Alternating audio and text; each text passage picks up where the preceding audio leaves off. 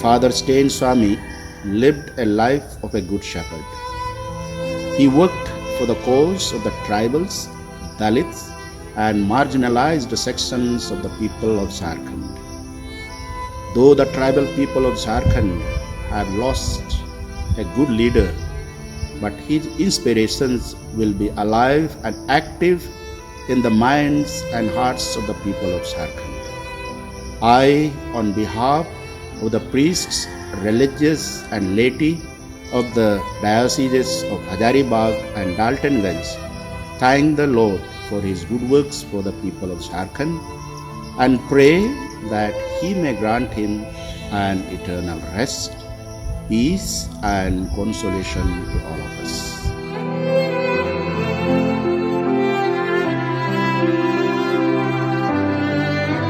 Dear brothers and sisters, on behalf of Hazaribagh Jesuits, collaborators and well-wishers, I pay homage to Father Stan Swami, a great soul, Masiha of the Adivasis and Dalits. In one of the interviews, Father Stan said that he volunteered to give himself to the Adivasis of Jharkhand. He could have been a missionary in his own homeland, Tamil Nadu, but he made a choice, a clear choice to work for the tribals.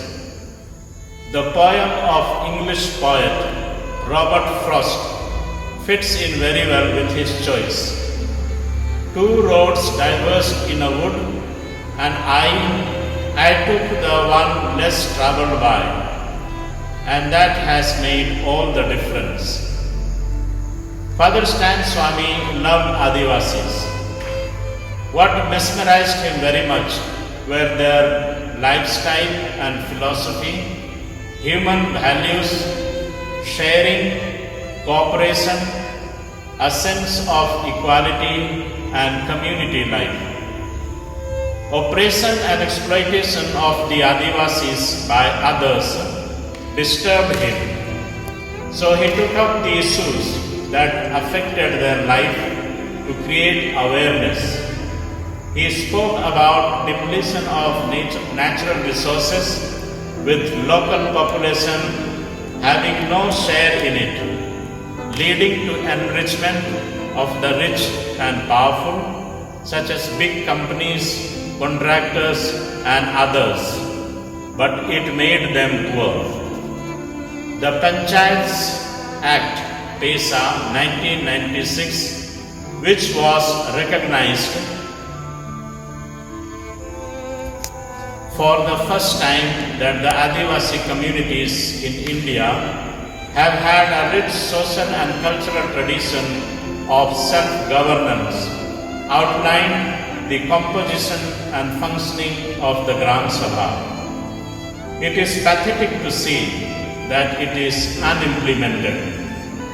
Forest Rights Act 2006. For the tribals, land meant Jal Jangal Jameen. As we know, they are the basis of the economic life of the Adivasi people.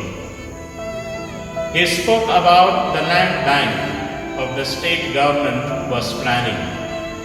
Its plan was to acquire about 20 lakh acres of land. This included even common land such as water bodies, hills and hillocks, village roads, burial grounds, etc. In fact, Father Stan lived out one of the UAPs promulgated by Jesuit Superior General, walking with the poor, the outcasts of the world, those whose dignity has been violated, in a mission of reconciliation and justice. He lived a new spirituality of Jesus of Nazareth, who made himself one with the sinners and outcast of his time, and in our context, the people in the margin, Dalits, Adivasis, etc. The new spirituality challenges us to open our houses for people. He participated in the people's movement and he perceived that in many cases people's movement lacked ongoing analysis of the struggles. So he encouraged those who are intellectually equipped and committed to people's cause to undertake systematic research, study, and writing on the burning issues of the people. I thank God for the gift of Father Stan, who worked tirelessly for the welfare of the Adivasis till he died a martyr's death. And I pray that God may grant him eternal rest.